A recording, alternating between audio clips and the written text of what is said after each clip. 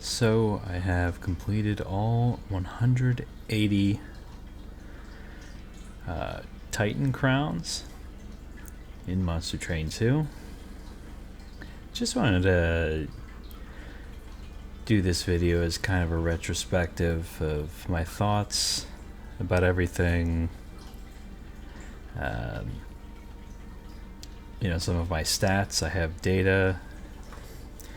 Unfortunately, we'll get into that. Just starting with the wins here.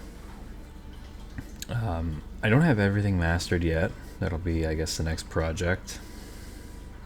Get pretty close on some of them. Others, like Awoken, that doesn't really have any good cards, is a lot harder. But yeah, so this took me about, my Steam count, hours count is 304 hours. So in the original Monster Train 1, I remember it took me, I think, about 450 hours to get all the crowns in that game. And I don't remember how many there were exactly. I think 120 or something.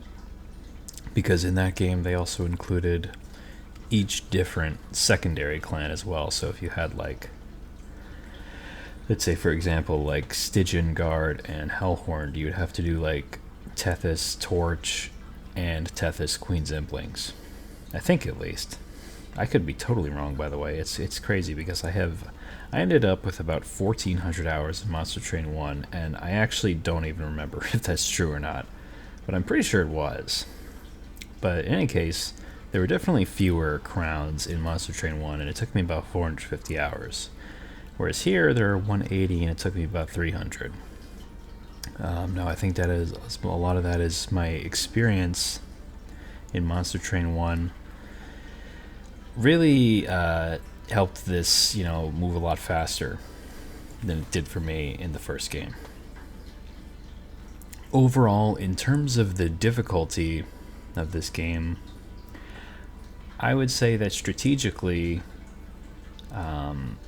it's pretty similar. And tactically, it's a lot harder. And what I mean by that is I consider there to be two kind of components to this game. There's just the strategic part and the tactical part. The strategic part is just your overall, like, macro meta gameplay, which direction to path, which cards to take, which units to take, which upgrades. Whereas the tactics portion is the combats, basically. Mechanics, playing out the fights.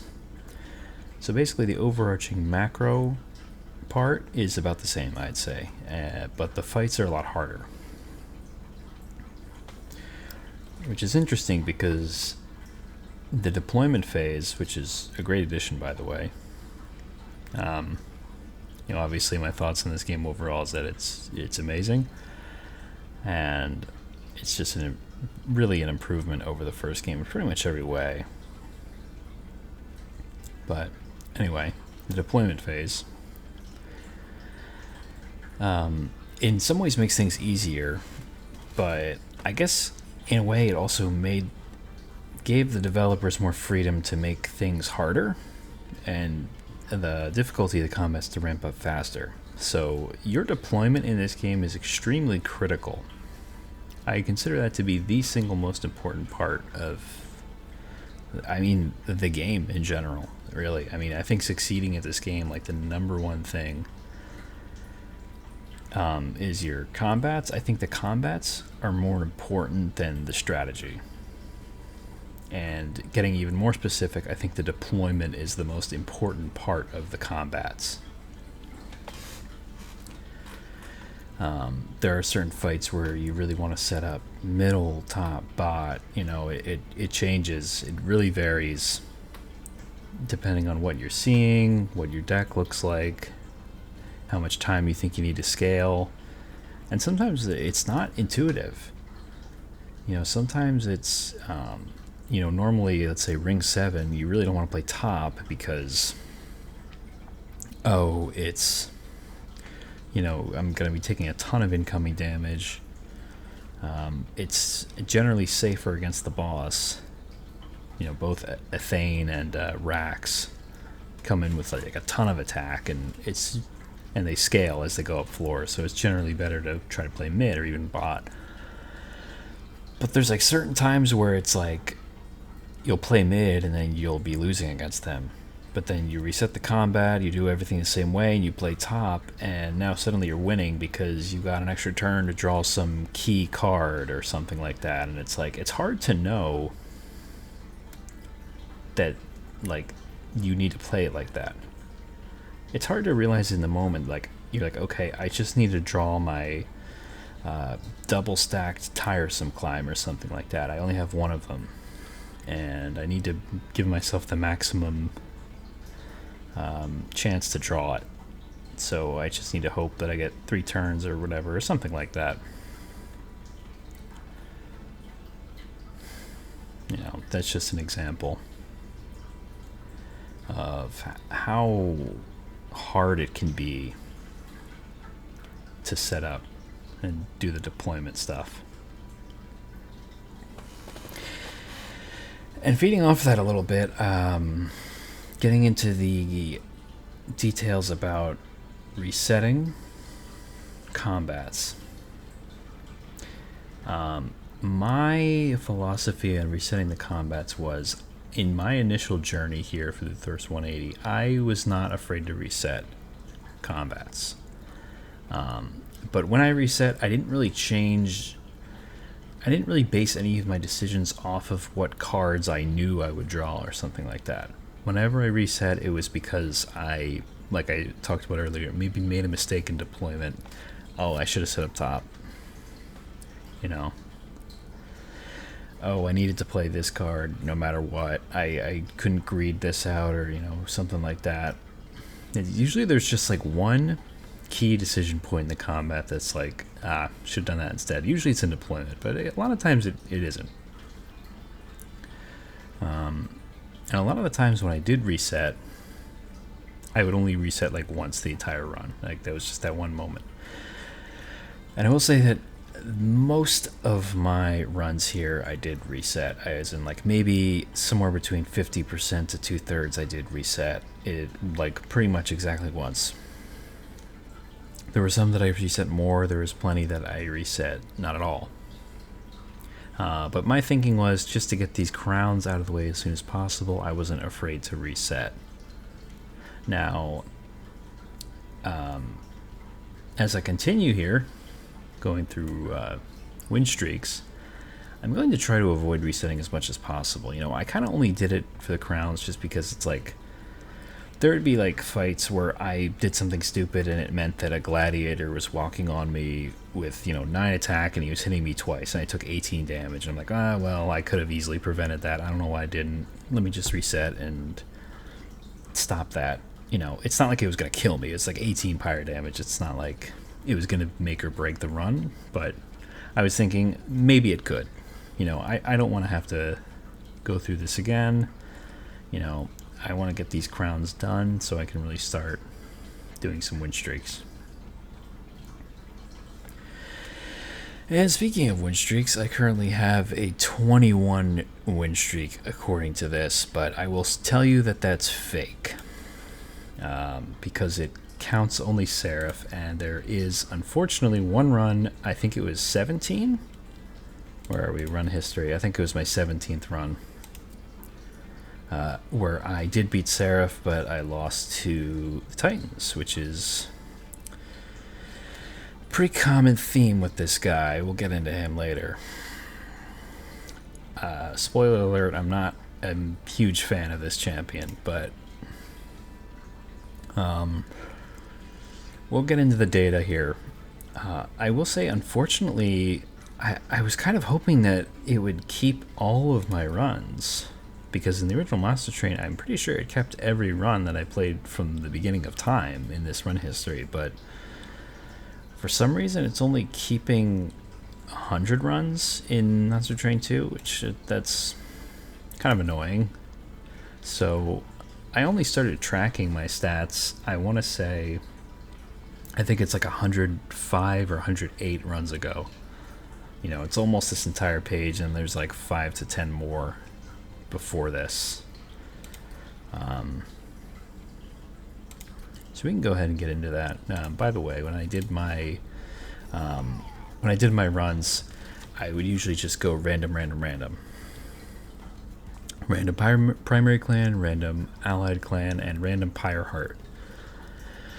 Once that got to be too annoying and it was just giving me clan combinations I had already done and just kept doing that, I just went on like an RNG tool on some website and just plugged in the random number that corresponded with whatever combo I hadn't done yet.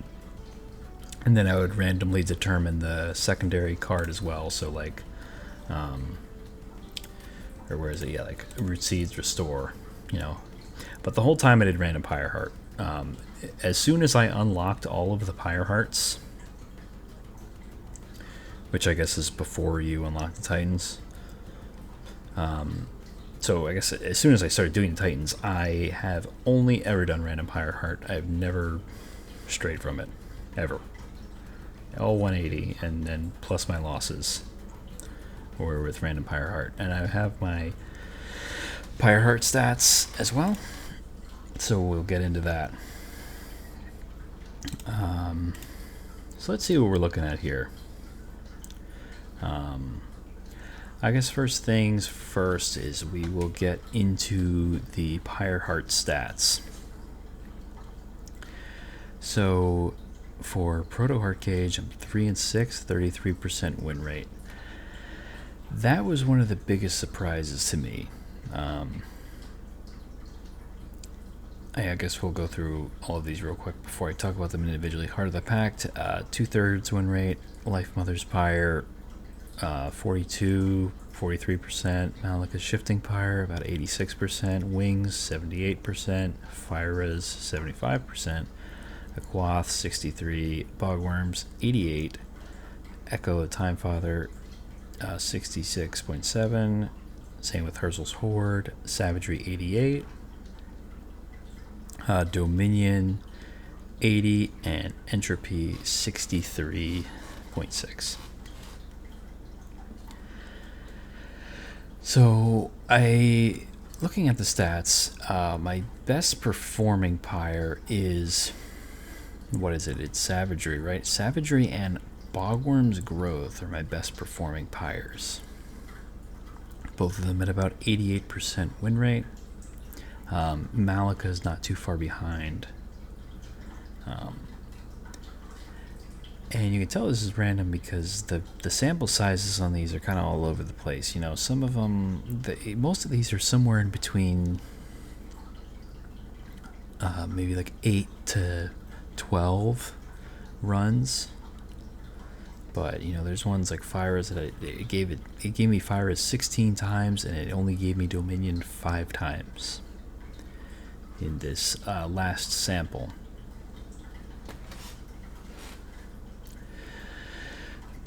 So, you know, and take these stats with a grain of salt too, of course. I know these are pretty small sample sizes. I would really like to keep playing. You know, I imagine I'm going to put many more hours in this game. I'll have many more stats, many more samples, I should say.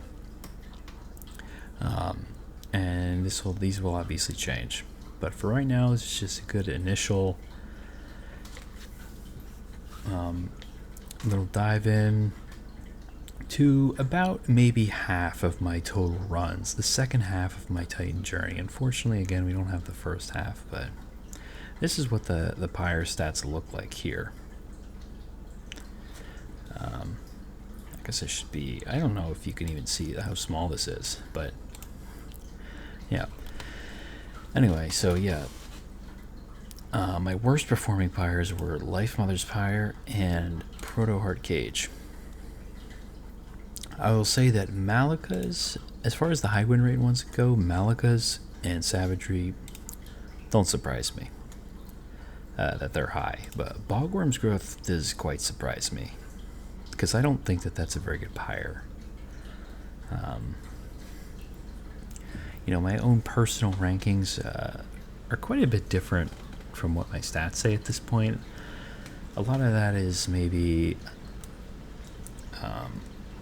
it's just small sample size. A lot of it is maybe my feelings are wrong. Maybe some of these pyres are better or worse than I think they are. On the other side of the coin, as pyres that didn't perform very well are Life Mother's Pyre and Proto Heart Cage. Those are the only two under 50%.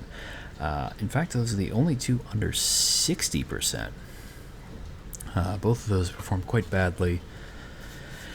Life Mother's Pyre doesn't surprise me. Can be a very good pyre.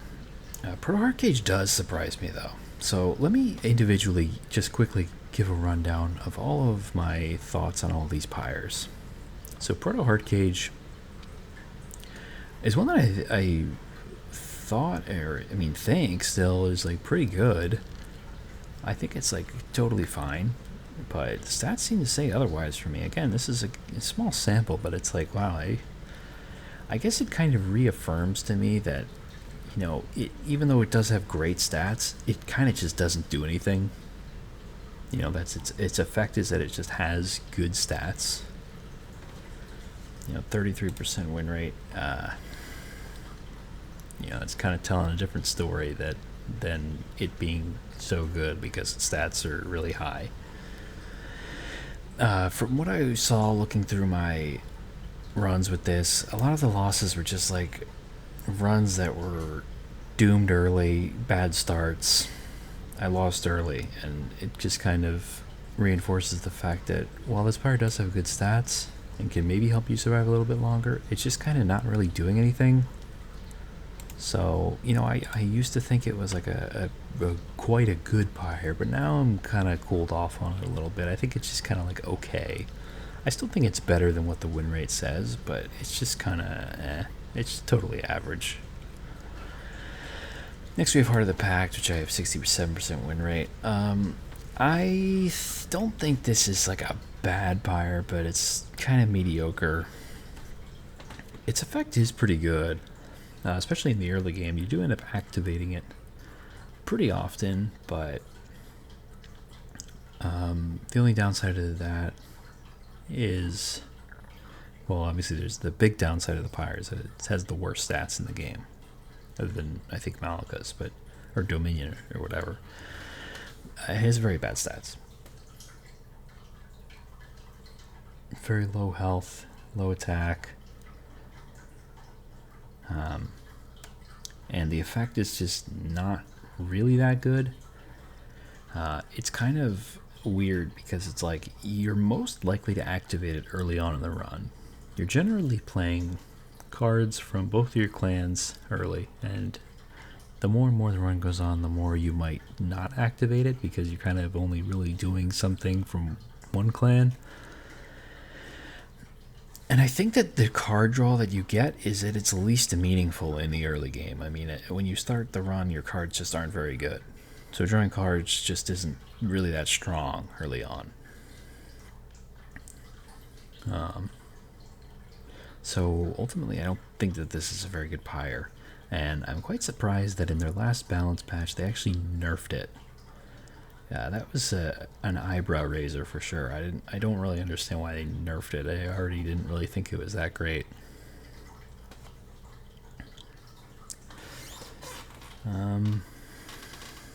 Moving on, we have Life Mother's Pyre, my other bad pyre. And this makes sense that it's bad for me. Again, it's kind of the same deal as Proto Heart Cage, where it's like, it's just not doing anything early. It has bad stats. It's not saving you from a bad start. It does allow for some pretty silly, degenerate runs, but the problem with that is that it's kind of win more in that way, right? That classic term, win more, and it is. It's a lot of the time you have something that's worth spending the money on duplicating. you're already in a good spot anyway. Like, if you already have a really good card, then a lot of the time you're in a good spot. And it's not like it's doing something that's like so rare or so hard to get. Like, it just duplicates cards, which is like, you could do that elsewhere on the map. And a lot of the time I do. There's plenty of the runs where, even the runs I won, where I didn't use this at all. Like, I didn't use it. Or if I did use it, it was at like the very end. On like ring 8 or whatever. There were a couple runs, of course, in there where I would just make some crazy unit or something, and I would begin duping it by ring 3. Yeah, I've had runs like that too. But there's so many runs where I just don't really feel the need or have a good target to dupe early on. And its stats are bad early. So it's a classic case of it's doing nothing for you early. Malika's Shifting Pyre, on the other hand, is this one's a little more complicated. It is kind of the same in Ring 1, where in Ring 1, it's not doing anything for you, and it has bad stats. So, I don't think it's like the super top tier, due to the fact that, again, it's not saving you from a really bad start. But it starts kicking in really early and giving you really immediate value. And the good thing about this pyre is that, you know, with the effect, the random upgrade, if you don't realize, there's basically, for units and spells both, there are 4 minor upgrades and there are 7 major upgrades. And the likelihood that your clan, or sorry, there's 2 for the units. There's 2 normal ones, health and attack, and then there's your 2 clan specific ones, and those are all the minor ones. And then the major ones are like multi-strike, large stone, titanite, things like that. And same goes for the magic shops. Magic upgrades. 4 minor and 7 major. And it's equally likely that any of those are going to hit. So basically it's like almost 2/3 of the time you're getting a major upgrade on a spell. Which is just adds up to a ton of value, like even pretty quickly into the run. Like even by the time you get to ring 2, it's already like probably giving you some great value already. So I don't think it's super top tier due to the fact that at the very start of a run, it's still not doing anything for you. But after that, it's really strong, and it does start with really bad stats. So that's kind of what keeps it out of like the S tier for me. I do have my tier list. I'll get into that when we're done. Wing Spirit, I have pretty good stats with this, 7 and 2. I don't think it's. I don't know. I'm kind of conflicted. It has.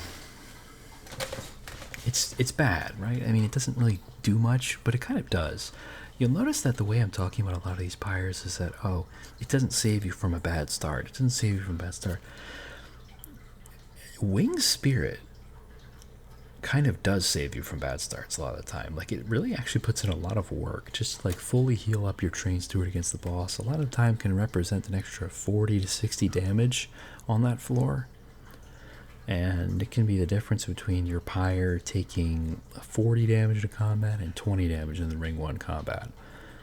And that could be really meaningful, because when you're like on your back foot early on in the run, it's really hard, where you're like, 5 or less pyre health, and you're really trying to tiptoe your way around everything, and it really informs your decisions. You have to go to all the pyre health nodes, and you have to path this way, and I have to like play the game like this. That adds up, and it snowballs. And just, Wings is a pretty do-nothing pyre. It almost does nothing. But the fact that even if you just use it once in ring 1, and it can save you a lot of pyre health, it did its job. Which is a bit boring, yeah, I understand. It's definitely a very boring effect. It's not very sexy or exciting, but I think it's pretty okay for that. It's a pretty okay pyre. Like, it does its job. its job is not very spectacular or exciting, but that's kind of the nature of these pyres. Fire's Greed, I have so many. It gives me Fire's Greed all the time. 12 and 4.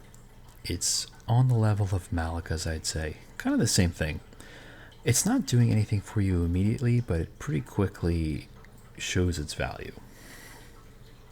You know, I always forget on Ring 1 to not play my shards. Every single time I have this pyre, even though it's my most played pyre in my last 108 runs or whatever it was. I have it right there. What is it? 109 runs. I still always forget not to play them. Not always, but still, so often. It's just like, come on. And then I'll break my stupid no reset rule. And I'll lose my stupid no reset badge. Because I'm being an idiot and I totally forgot that I have this pyre. I will never remember. But it's a very good one. Not the best, but very good in my opinion. And next we have a Quath's Reservation. It's an interesting one. I think it's a 63% win rate. I think it's fine. It's like kind of on the bad side of average, I'd say. It's nice to just be able to like play out calcified embers. A lot of the time that's what you use it for. Unfortunately, you can't use it in deployment, which I understand why, but it's just kind of like one turn of like some extra cards. A lot of the time you'll end up with a deck that can't really realistically use this effect that well. And if you are in a situation where you can use it very well, then it means your deck is probably inconsistent.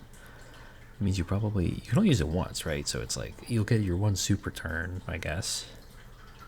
But then you have a bunch of turns where you're kind of drawing, I guess, a bunch of probably high cost cards. So most of the time you'll have a deck that just you'll use this and you'll play out a shard and then you'll play like one of your starter cards and then you'll maybe play like one actual card. Like once a fight, it will save you 1 pyre health and it will give you an actual card. You know, that's kind of my take on like the average combat with this pyre. Its stats are like average. It's a totally average pyre. It's whatever. Bogworm's Growth. Very interesting that this is my highest win rate pyre, tied with Savagery. Because I don't think it's very good. It has very bad stats in the early game, very low attack, kind of low health. It doesn't do anything for you in the early game, and it continues to not do anything for you. You know, it's not like Fire's or Malika's where it shows you value immediately. It technically does. It'll give you a space somewhere, but like one space somewhere is not worth anything, especially in the early game. Once you start getting 2 on a floor, and it's like a realistic floor you can play on, it's like, okay, now we're talking. But it takes a while to get there. Its stats are bad. It's unreliable. Like I talked about earlier, a lot of the time you don't want to play on a random floor, right? It gives you space on a random floor. A lot of the time you don't want to play on a random floor.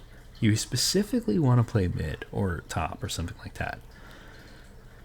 So that's why I don't like this pyre at all. I think it's, you know, I don't think that there's any like terrible pyres in this game, but I actually think Bogworm's Growth might be the worst pyre in the game.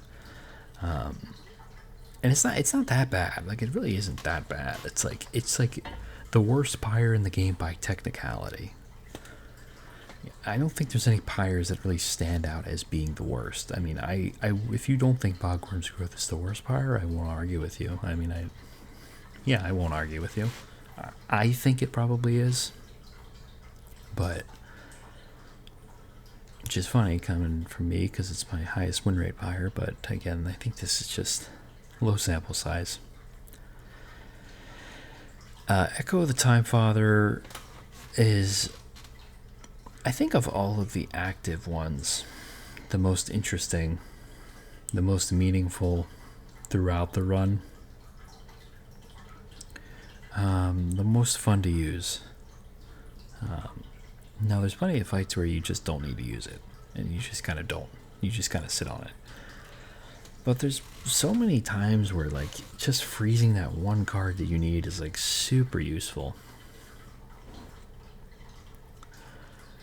And it's kind of almost like, in a weird way, it's almost like just a better version of a Quaths for that reason, if you understand what I'm saying. Like, a lot of the time you just kind of want to freeze one card. Like, let's say, for instance, you're on Corruption Seraph.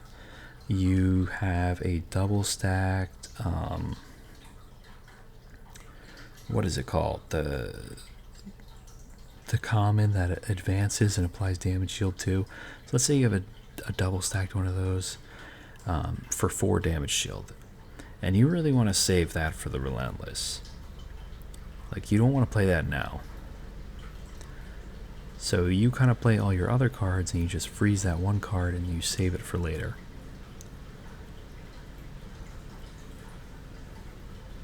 That's like the best use of this pyre.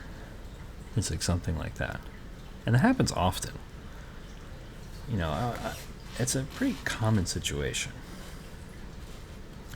The downside of this pyre is that its stats are just okay. I mean, it's effective. Well, it's interesting and it definitely can really save you. It's not like that good. Yeah, but it's probably the most useful of all the active pyres. Next we have Herzl's Horde. Herzl's Horde, one of my last runs I just did earlier today, I started with Demon Fiend. And that was pretty nice to have Herzl's Horde as my pyre. I'm mentioning that because I again want to say that it doesn't really do anything early game thing, which it doesn't most of the time. But it's a very good effect that you get value from pretty quickly. It is a little bit wasted and awkward though a lot of the time, because even though you get the ton of deployment Ember, a lot of the time you still want to go Ember upgrade after the first boss. So it's like weird, and like the deployment Ember that the first Ember upgrade you get doesn't really matter that much because you already have so much deployment Ember. So it's kind of like wasted in that regard a lot of the time, but sometimes you could just maybe get away with going draw first or going double draw. It gives you that flexibility. I think it's a pretty good pyre. I think maybe it's on the level of Fires and Malika's, but I don't know. I don't think it's quite as good as those two. Next we have Savagery. I don't think I need to talk too much about Savagery, right? It's perma-scaling, very strong. So many units and clans really love this effect. And then its stats are very interesting. It has very low health but very high attack. The low health can definitely hurt you in the early game again. Like I said, it can definitely hurt you in the early game. But the very high attack can be very good, even if you have a bad start. Let's say that you are leaking the boss with 160 health. Let's say it's the Rage boss, so he has 8 attack. Let's say he walks into your pyre room with 160 HP. Pyre of Savagery will kill him in 3 hits, and you will take 24 pyre damage. You will live, right? Because I think you start with, what is it, 30, 32 or something like that. Meanwhile, if you have something like Bogworm's Growth, which has 30 base attack, he will hit you 6 times for 48 total damage, which I don't remember the health off my top of my head, but that's either killing you or coming very close. If you have Bogworm's Growth or something, or Life Mother Spire, you're done. I mean, it's, yeah, I think that's 35 attack, so that might be only 5 hits. But still, that's a ton of damage you're taking in the early game. So In some ways, Savagery, yes, it doesn't do anything for you early game, but it kind of does in a really bad start. It kind of does actually help you take a lot less damage against boss leaks. Specifically boss leaks, though. I mean, the little, minion leaks that you get throughout the course of the fight definitely add up more than a normal pyre would. But in terms of like the boss leaks and really bad starts, it can really help you in that situation. That's the only thing I'll really say about Savagery. I think the rest of the effect is obvious. It's an extremely good pyre. I think it is top tier. And speaking of top tier, we have Dominion. Same deal here. I only got it 5 times in this last sample. I played it more than that, obviously. But this is a very, very good pyre. It just completely secures your early game. Yes, it has terrible stats, but guess what? It doesn't matter because nothing's getting to your pyre. You have so many great units. You're very strong early game. I'd say the only like situations where this is bad is like alternate Lazarus and Little Fade. Little Fade especially. One time I got the Pyro Dominion. I think this one time is my loss, by the way. I got the Pyro Dominion with Little Fade, and I'm like, okay, I just need to get the quick endless path. I did not get the quick endless path. I lost somewhere around ring 2 or 3 because I didn't have a champion.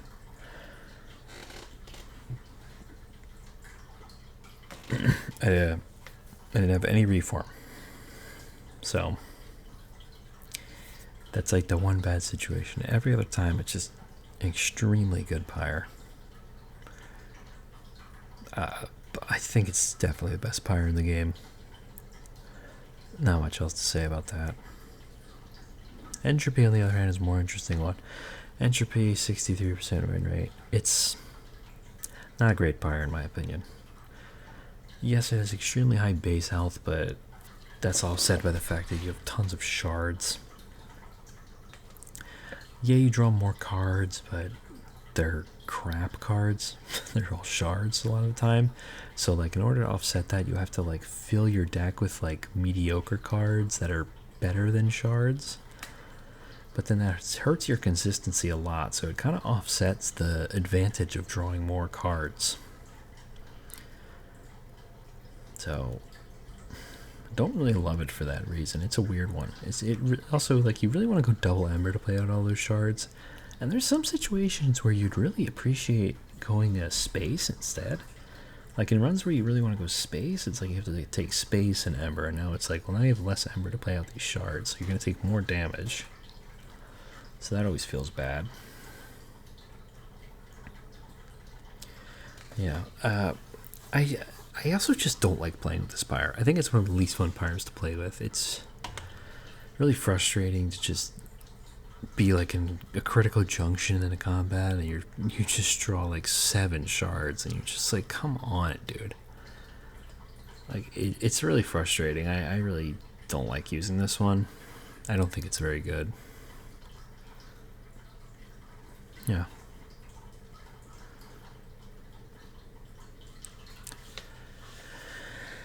So I think I made my ranking. Let's not spoil the rest of it.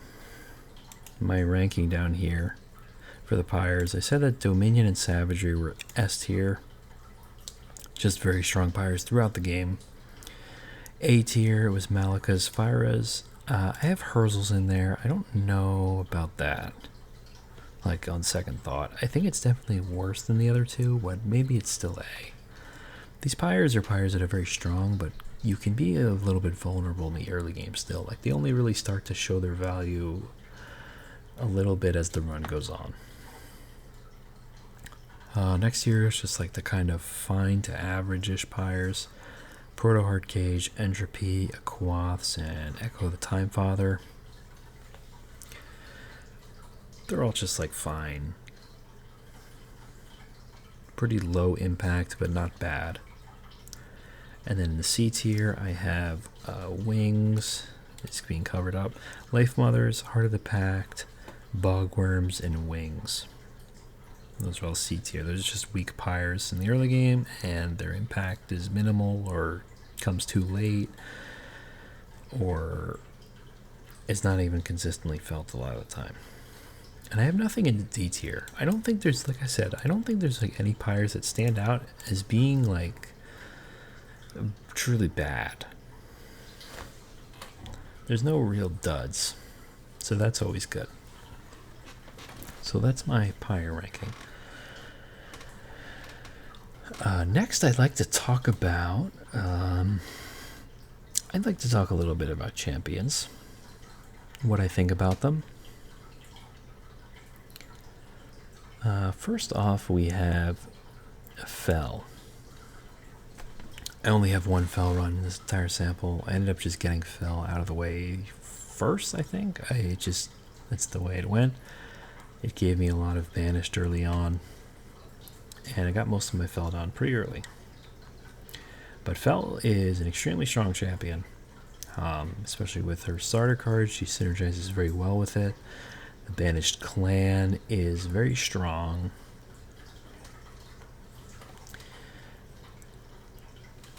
And she has two great paths and then a pretty good path, I think. I admittedly haven't messed around with the revenge path too much, but I think it's pretty good. It's just one of those things where it's like, I don't know why you'd ever go that one when you could just go one of the other two, and those are just better. The only thing you have to be careful about is the perma-scaling Valor path can be vulnerable in the early game. Like, you have to judge your start and make sure that you'll be good in Ring 1, Ring 2 if you take the perma-scaling path, because it is weak early on. I generally prefer Savior, like most of the time. I think Savior is just really strong. Really powerful effect, just a bunch of free stats. Yeah, very strong champion. Then we have Talos. In my opinion, Talos is also a very strong champion. The biggest difference between Fel and Talos is that Fel has Just Cause, while Talos has Inspire. And Inspire is not very inspiring. It's a really bad card. It's just nothing trash card. It's really bad. It's such a bad starter. One of the worst starters in the game. A lot of the woes and struggles with Talos that people have, I think, are mostly related to the fact that her starter card just sucks. But, I mean, her Celebrate path is super strong. Like, super strong. If you can consistently get those Celebrates. And that's not always a given because, you know, she can be really weak in the early game. Sometimes you won't get through the first combat with very cleanly. Sometimes you won't do it at all. Like, there are certain starts where I'm like, I can't go the Celebrate path here, I'm too weak. That always feels bad because I really would prefer to go the Celebrate path every time if I could, whenever I see it. But it's just not always the case. Next we have the melee weakness path, which is a good consolation prize. I think the melee weakness path also scales quite well. It's a pretty good one too. A little bit higher skill cap maybe on that one, because you do have to kind of use the shift effect well. But it does pretty silly damage. The melee weakness 3, if you go all the way into it, it can just kind of melt waves and stuff.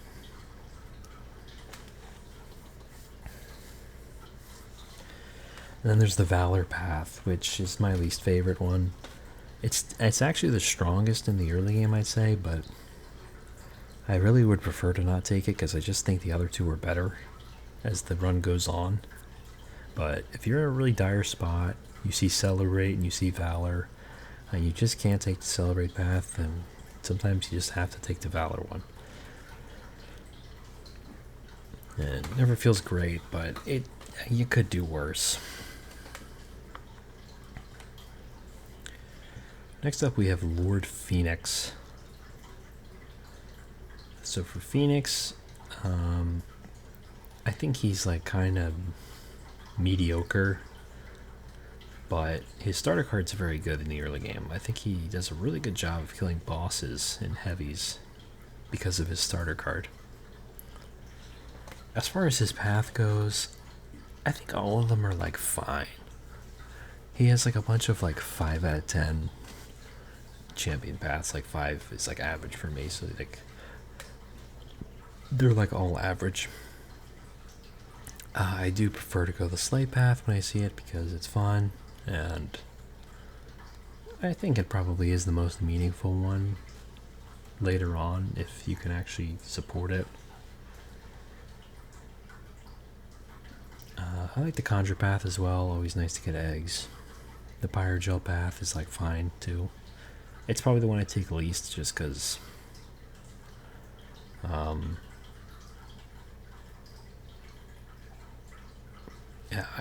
Pyrogel is kind of weird. It's kind of a weird thing where it's like Pyrogel is very strong, but I don't think it's worth building around because it's kind of too inconsistent a lot of the time.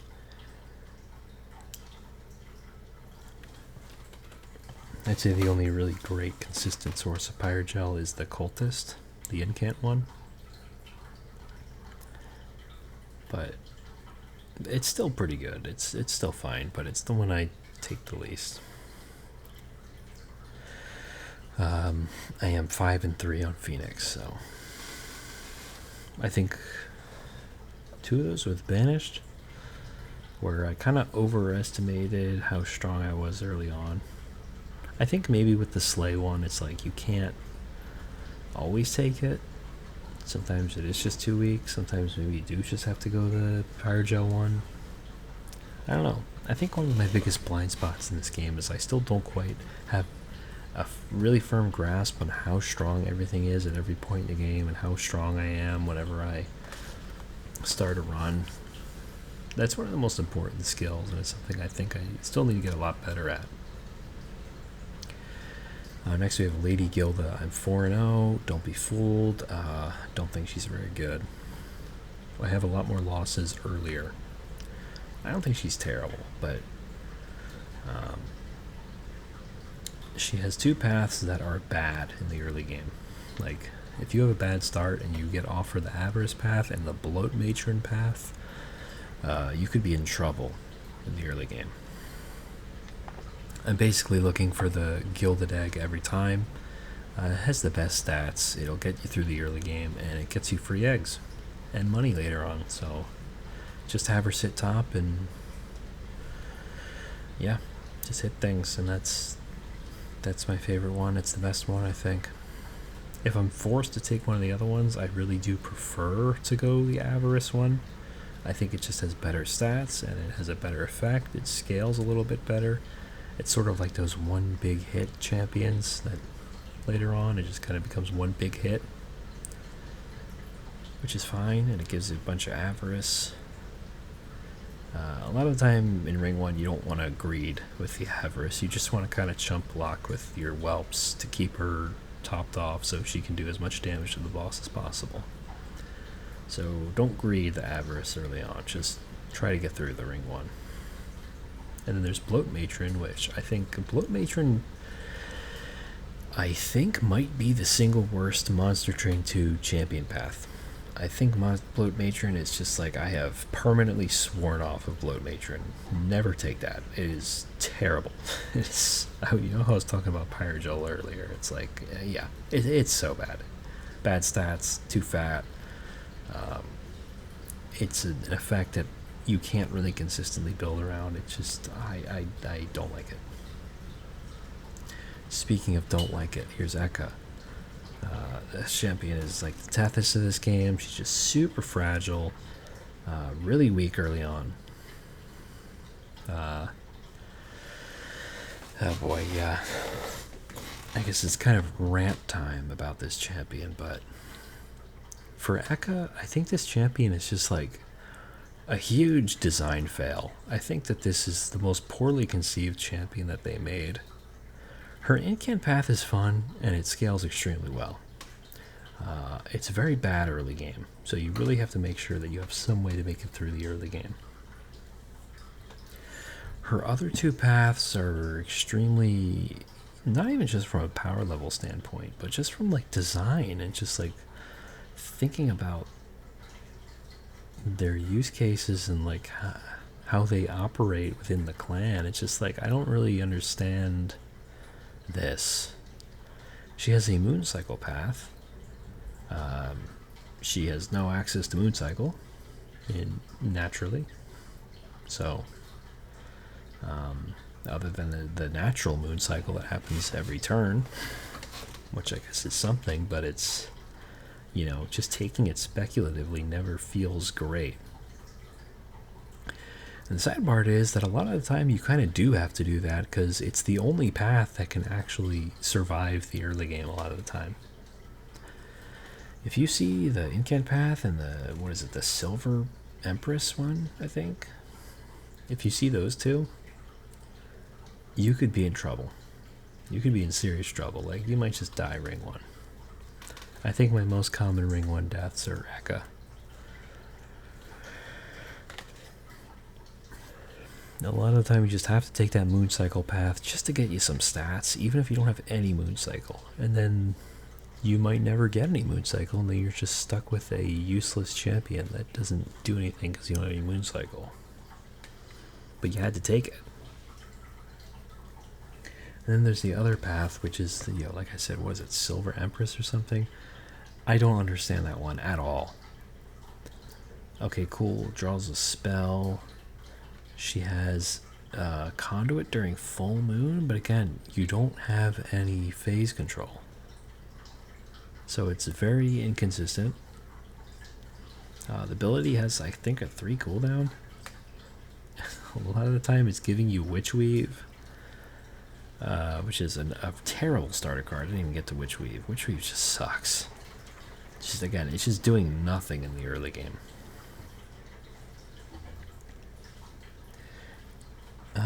It has very poor stats, that path.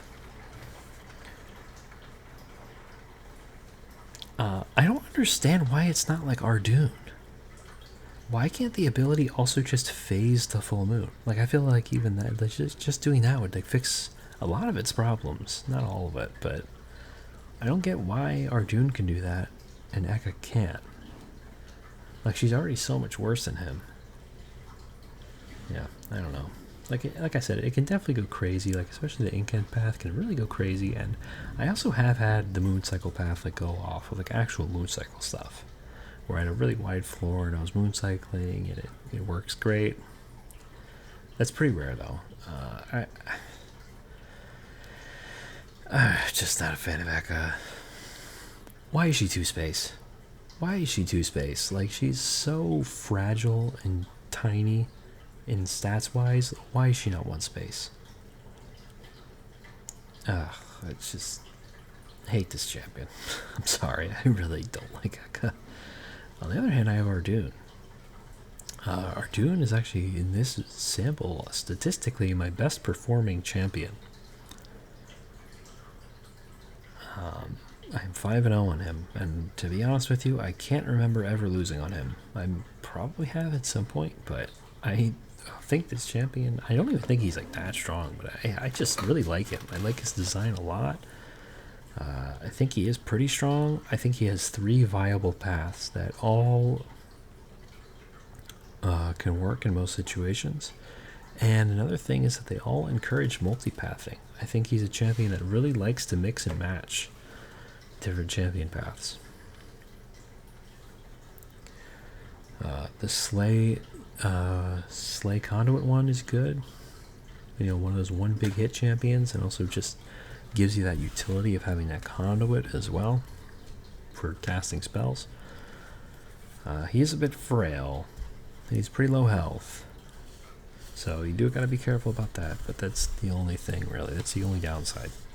And it does require you to do some math, which is always a bit tedious, but I find it fun. We love permascaling. And then there's the New Moon one, which again I was talking about. It's so nice to be able to just phase to New Moon as an emergency button when you need it. If you have shade guards or something, you didn't draw any moon rituals, you just have that on standby, just hit it. you go to New Moon. Also just gives you a ton of free attack. Just, again, another one big hit champion. That's an even bigger hit right out of the gate than the Conduit one is.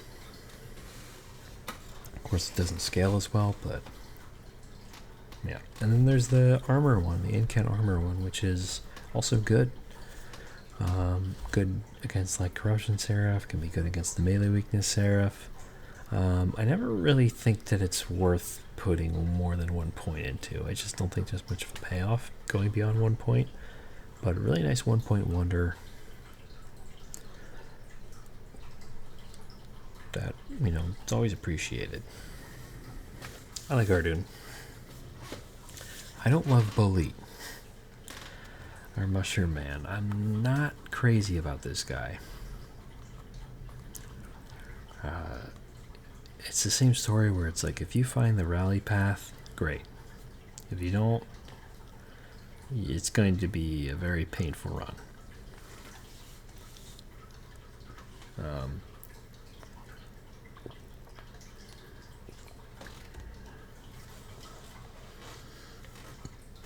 He doesn't scale well at all. It's a big problem Under Legion has in general. If outside of his rally path, his Slay one, the Propagate Slay one, and the Harvest path both just don't scale at all. They're like one big hit champions that don't hit that hard, actually. And like the Trample one's really frail. He's really fat. He takes up so much space in a clan that really space is at a premium. I've been talking so much about clans that are weak, or pyres that are weak in the early game, right? Like getting through the first couple of rings is like the hard part. Bolit is one of the rare instances where getting through the late game is actually the hard part. So many times Bolit just doesn't get over the hump. He's just not good enough. It's a really common trend I notice with him. A lot of the time this champion is just not good enough. I think I've overall had a little bit more luck with the Harvest path recently, but it can also just be really useless, the Harvest path. I mean, it usually is, even the runs where I win with it. The Propagate path is much more specific. He actually has to get the Slays to propagate. I don't like it. You can maybe justify it for these saying it's like, oh, it's a good early game at least, but even the Harvest path I think is a good early game at least. And the Harvest path at least can be just a big giant guy who can just sit on a floor for a while and tank. He still dies pretty fast, especially if he's not harvesting, but yeah.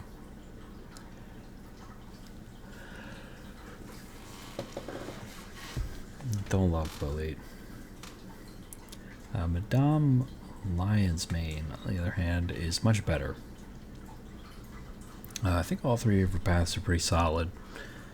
I do prefer to go into the Spawn one or into the Man-Eater one most of the time. The Decay one is like okay. It's good in the early game.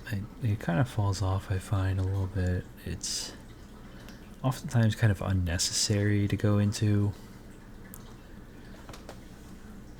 It's not like doing that much later on, but it's still good in the early game. But like I said, I prefer to go the Spawn one.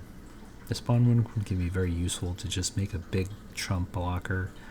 If you're like an etch deck with Moral Mistress, if you're just incanting in general, just 1 point into the Spawn one is good, and then you could go 2 points into the Man-Eater to get that mute effect. And that's like an ideal path too. Or I think even Man-Eater 3 is fine. Just going full into Man-Eater is also pretty good. Most of the time I probably would prefer to flex into the Spawn if I can, but yeah. Solid champion. Her starter card, I didn't mention Eager Conscript for Bolit, but it's good for Bolit. It's not good if you're under Legion secondary. Sport Touch, on the other hand, is just a pretty solid starter. It's not amazing, but it's just pretty solid across the board. Next we have, I think it's Oreki? Or maybe it's Orakai? I'm not sure. I think it's Oreki. Not sure how to say that. My win rate on him is not too great, 4 and 3, but a lot of that was me kind of playing around with his reanimator path, trying to figure it out. I lost 3 runs doing that. But now I'm pretty confident in the reanimator path. I think I just did another run with it. Well, I won that run in that stretch, and then I did another run with it later, and I won that one too. And I kind of get it now. Overall, I think Oreki is probably the best champion in the game, solely due to Secret Ingredient. It's not even close the best starter card in the game. It's just so ridiculous. It is just a crazy powerful starter card. You know, I kind of said that Phoenix was like a 5 out of 10 across the board. All of his paths were like 5 out of 10. I think Oreki is like 7, 8-ish out of 10, you know, on across all his champion paths. Like, none of them are like super overpowered in my opinion, but Secret Ingredient is just so good that it's makes all of them great. You know, the reanimator path is great. Apply some unstable to him, give him some reanimate. The mix path is even good. It takes a while to get off. I think once you get the further you get through a run and the higher rank the mix path is, the better. Once you get to that 3rd rank is when it really starts to shine. And then there's the incant path. The incant path is good too. I find that the incant path is a little bit less consistent and it kind of falls off a little bit. I definitely would prefer to go one of the other paths most of the time, but it's still good. And then Baron Grail, I only have 1 run. I really like Baron Grail. I think he's a fun champion. I think all 3 of his paths are good. Even the Learning Limb. Although I would prefer to just go 1 point into Learning Limb and then flex into the Devour most of the time, or flex into the Living Artillery. I don't think that it's really super worth it to go full into the Learning Limb. It's also a very awkward and weird path to play. It's very strange, but I think it's still pretty good. Don't know if I've lost on Baron Grail either. Probably my favorite champion to play. Not many runs in the sample though. Again, I just got a ton of runs with him early and got that out of the way. Hornbreaker Prince, moving on to Monster Train 1 clans. Hornbreaker Prince, 5 and 1. I think he's pretty bad. I really don't like using him. I have more losses with him in my previous unaccounted for data. His Brawler path is usually the one that you most want to go, but the problem with that is it's just super weak early if you don't have any kind of buff. It's basically just a train steward. It's pretty bad early if you don't have any support for it. Wrathful, I think, is kind of bad. I just think it doesn't have enough health, or it doesn't get enough armor. It's just too fragile for what it wants to do. But it's still probably better than Brawler in the early game. And then there's the Reaper path, which is extremely fragile, but it can scale a little bit in the early game, but I really don't like relying on it. I don't think it's that strong. I don't think any of Hornbreaker Prince's paths really feel like super amazing. And it's kind of the same story with Shardtail Queen. I think all of her paths are kind of bad as well. Rally path is pretty fun with Under Legion, can't lie. I got her up to like 4,000 attack with Under Legion. You know, most of the time it's not that good though. Most of the time it's just like fine. Her Imperialist path is like okay, especially in the early game. It's like fine for like killing backlines. If you can give it quick, it's like sort of like a sweeper. If you can give it the Swift Steel Dagger, I think it's called. She sort of like becomes like a quick sweeper. It's not bad. It's not great either. I don't think I've messed around with Imparade like at all. I never was a huge fan of Imparade, even Monster Train 1. So, and I think I have to imagine it's even worse now. Just filling your deck and your hand with junk is really not ideal to me. But I guess it can be a scaling plan. It's pretty minimal though, because there's just like naked imps, no dualism or anything. So yeah, Shark Tail Queen, not very good either. Sentient, I think is like okay. It's like an okay-ish champion. It is in Awoken though. That's the big problem with it. I think all three of her paths are like fine. I still think her Cultivate one is like the most ideal.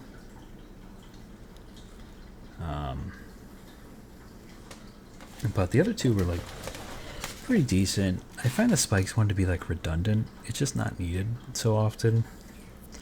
Like you have sweepers, you have Thorn Hollow, you have so many ways to like deal with backlines that the Spikes is like not needed most of the time. I think the Explosive one is like fine. Could be some nice like tank killing power, some nice, you know, front loaded damage. It's like an okay champion path. And then Wildenton, 5-1. I haven't really hated playing Wildenton like I did Monster Train 1. I still think that he's not very good. He's very fat for what he does. His sweep path is better. Like even going full Strangler is like better now because he, at full Strangler, he's actually the tankiest version.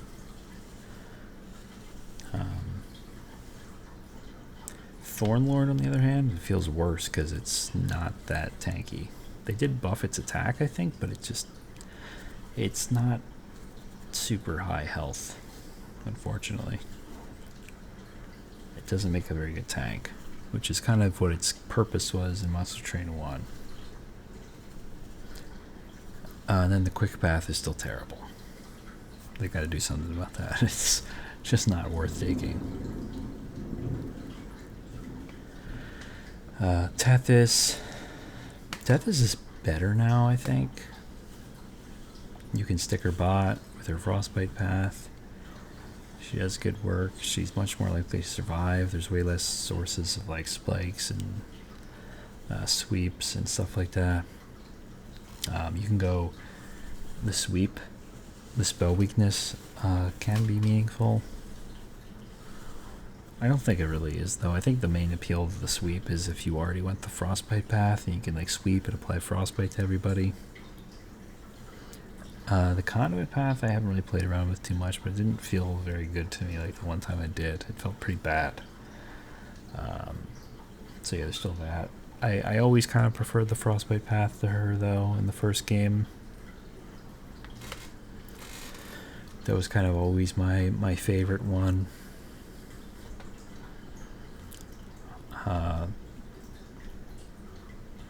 I'd say the Conduit path is maybe about the same. Like the Conduit path might be just as bad as it was in Monster Train 1, but the Frostbite path is better, and I think the Sweep path is also better. Soulguard, I think Soulguard is pretty good too. His Titan General path is not as good. It just doesn't scale quite as well to this game.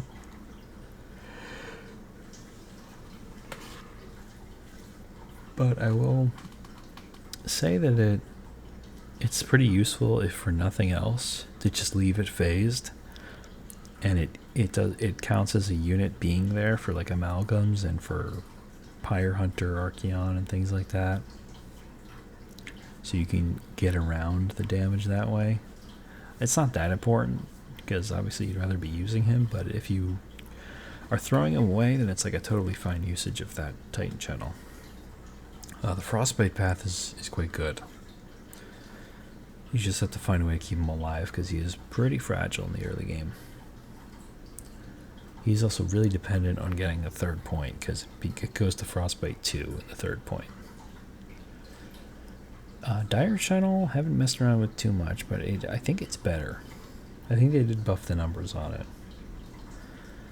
It was pretty terrible in Monster Train 1, but now I think it's maybe a little better. But I need to play around with it more. Penumbra. I think that Penumbra is very interesting because in Monster Train 1, you were generally just looking for Architect every time. Because it was the only one that actually really did anything. I think it's the complete opposite in Monster Train 2. I never take Architect now. I think it's useless. Whereas the other two paths are quite good. I think the Trample path is probably the best one because it just has Trample. But the Gorge path is quite good too. The Gorge path is very fragile. Even at rank 3, it only has 20 base health. So you do gotta be careful. It also doesn't scale that crazy out of control just with morsels, even with like morsels and Shroud Spike. It is still just kind of like a one big hit champion that, you know, you gotta feed it a bunch. You gotta find a way to make it trample or multi-strike or scale more, which is, you know, with Ember Drain, that's very doable. But then to that I say I would just rather have the Trample path because it already has Trample and it already starts as one big hit. But I still think the Gorge path is good. I just think the Trample path is better. Yeah, Penumbra, 6 and 3. I think he's pretty good. Primordium, very, very silly and strong. You know, the way he works with equipment is very crazy a lot of the time. You know, void armament, things like that. It's just ridiculous. I don't think I need to talk about him too much, right? It's just Superfood is like the best champion path in the whole game. A lot of the time you'll want to flex into like 1 point of Stalwart Snack or even 2. Aggressive Edible I would really only take if I'm not offered Superfood and I am worried about the early game. Because, you know, kind of just starting with Stalwart Snack in Ring 1 is like kind of greedy. It's pretty low stats. It doesn't really help you do much, and if you're weak at that point, then you can get caught off guard and just die.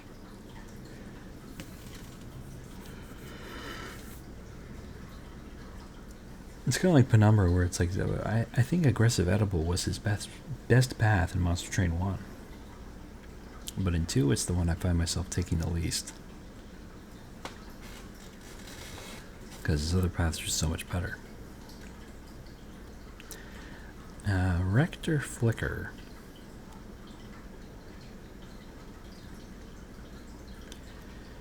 Rector Flicker, 5 and 4. He's okay. His Dark Calling path is still very good. Harvest path is like alright. It's like fine. The Burnout path I'm still not crazy about. I really think there needs to be some kind of payoff to the Burnout. There needs to be something that like it can give you. There needs to be some. It's just because as of right now he's just a big block of cheese and it's not even. He's not even that big. Like he's just like fine. He's just like a big unit. The Burnout path is just not that good. And the Harvest path is just kind of a tank. Which is good, but you need more than that.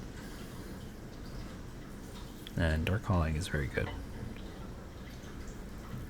I do think he's better than Little Fade. Little Fade got a lot worse, in my opinion. I think that she was like just barely good enough in Monster Train 1 to get through Ring 1 most of the time. But now it's like the Burnout and the Spikes paths. If you get offered both of those on Ring 1, it's like those are both really weak. Like you have to really, I don't know. You will Spikes is just untakeable because one, I think it's bugged that if you get the Slay and she dies at the same time, it doesn't work. And two, there's just combats in like Ring 1 and 2 where you just won't get any slays with her. Like even not accounting for the bug, it's just like you don't get any kills. There's just like the 65 HP tanks with the 1 HP healers behind them, and you just don't kill anything. You just don't get any spikes. It's an interesting problem that I feel like they didn't really think too much about, and I'm curious to see how they're gonna fix that. Maybe she just needs to like start with some initial spikes or something like that. I don't know. I don't know how you fix that problem.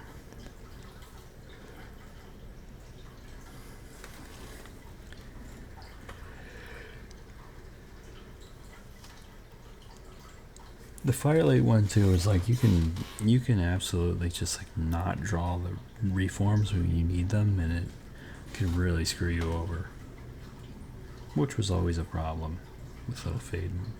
But now if that happens to you, it's like you're just dead on the spot. Like you just die.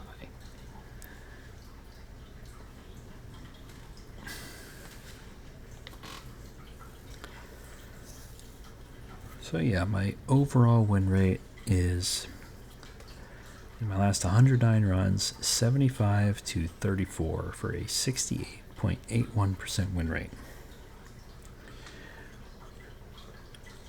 I think I can do better than that. I think I am getting better than that. A lot of my losses were me just kind of banging my head against the wall and like combos that were giving me trouble, and just like kind of rage retrying and stuff like that. So I think I can do better than this. Curious to see how far I can get my streaks, how much my win rate can improve. As far as clans go themselves, let's quickly go over this real quick. Banished, I'm at 56% win rate. Pyroborn 76, Luna Coven 58, Under Legion 64, Lazarus League 69, Hellhorned 79, Awoken 71, Stygian 81, Umbra 73, and Melting Remnant 67. So there's a couple of interesting things here. The first one that's surprising to me is that Banish is pretty low. Because I consider Banish pretty strong, but I think there were just a couple of bad just cause secondary runs in there that really kind of messed me up. I guess that's one disadvantage to Banished, is that they don't synergize super great with a lot of things that a lot of clans want to do. They're not great to have secondary as a support clan. I guess could be their biggest problem. And they can sometimes maybe struggle in the late game to get enough scaling.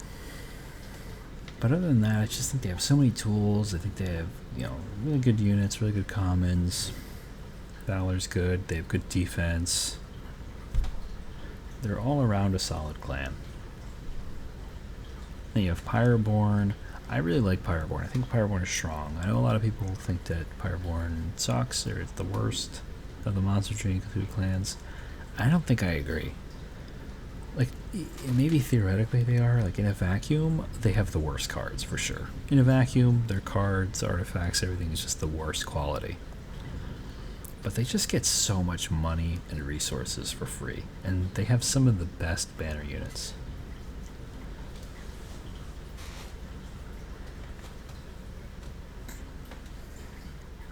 So you kind of welcome the bad cards and stuff like that, because so much of what they do is just super strong.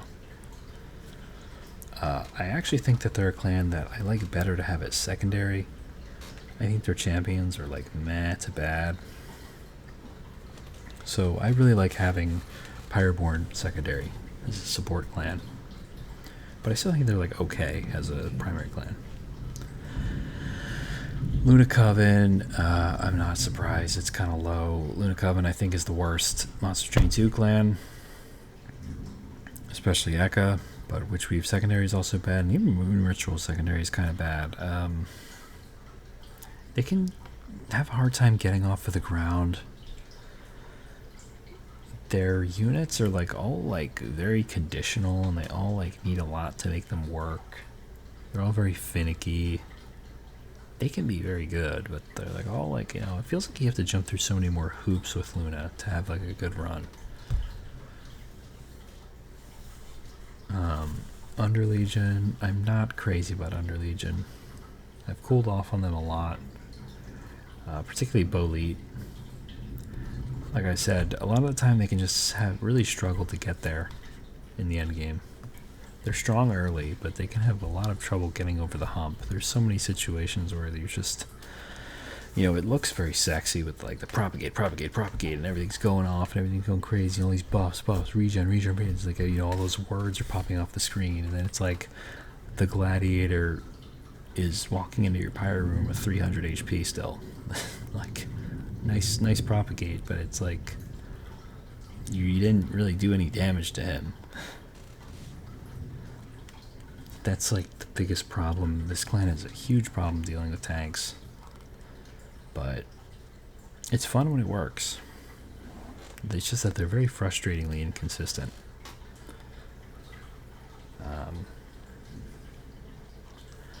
Lazarus League, my stats with them aren't that great. It's being dragged down by the Ireki experimentation, I think, but I think Lazarus League's the best. Secret Ingredient's crazy, but even like Baron Grail and Assistants are amazing. The clan just has so many tools, great units. There's just so much, everything going for it. Something that sticks out to me is that my Monster Train 1 win rates are all just like so much higher than my Monster Train 2, which is very interesting, and it probably tells me that I have a lot of room to grow with my Monster Train 2 clans.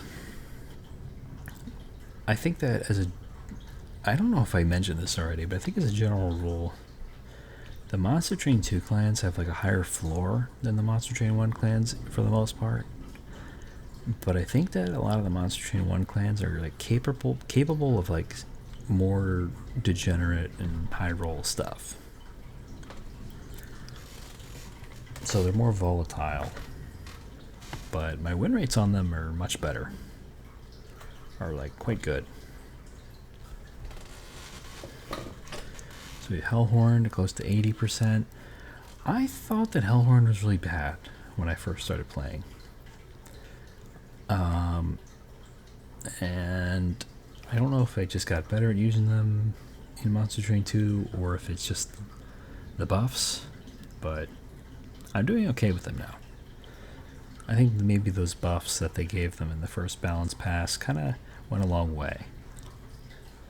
So maybe they're not as bad as I thought they were. I always thought Awoken was the worst, though. Awoken is just terrible. They just have such bad cards. The lack of infusions really hurt them.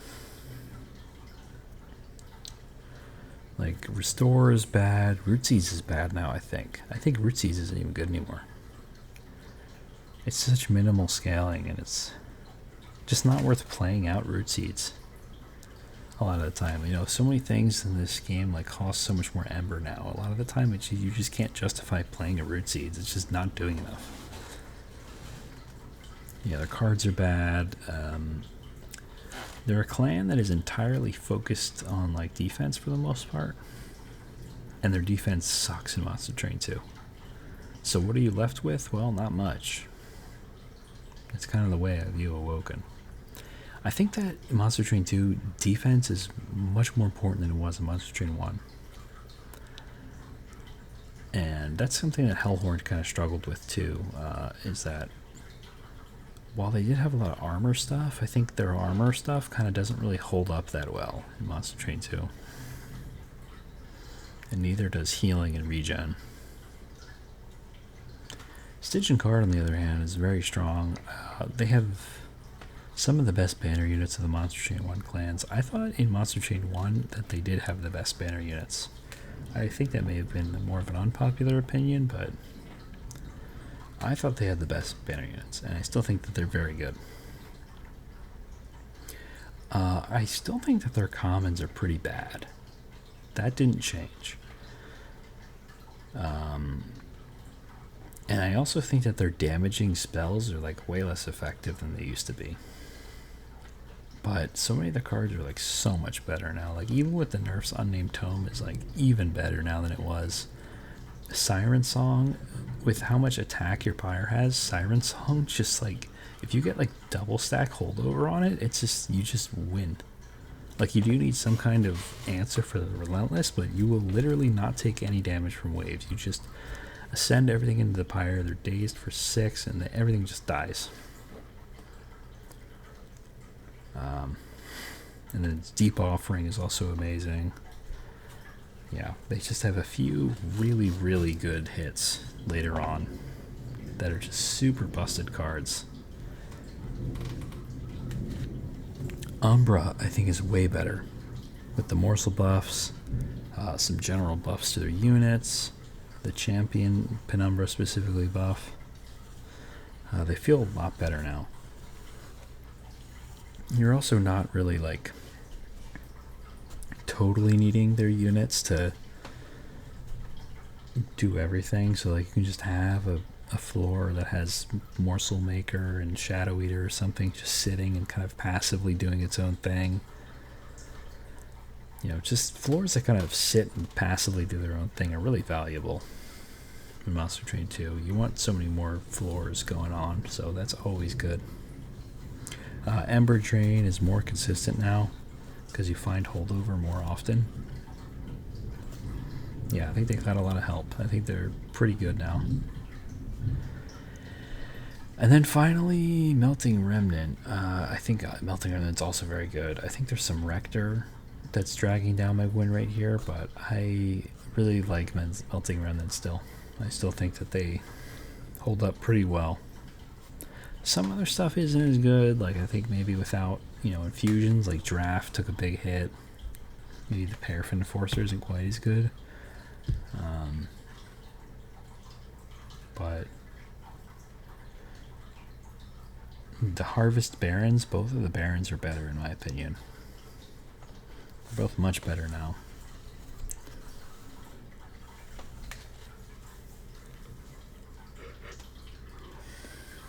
Yeah. Alright, well, I think that I'm going to end it here. I'll probably do some more like meta deep dives in the future, maybe some tier list content, some rankings, more of my thoughts about how I feel about things. I'm not gonna lie, it's like 1:30 in the morning. I'm super tired. Been talking for a while, so I'm gonna end it here. If you listen to this whole thing, sorry about that. If you listen to this whole thing, well, good job. If you're still awake, thanks for listening to me ramble. Hope you found some valuable information here. Thanks for watching. See you later.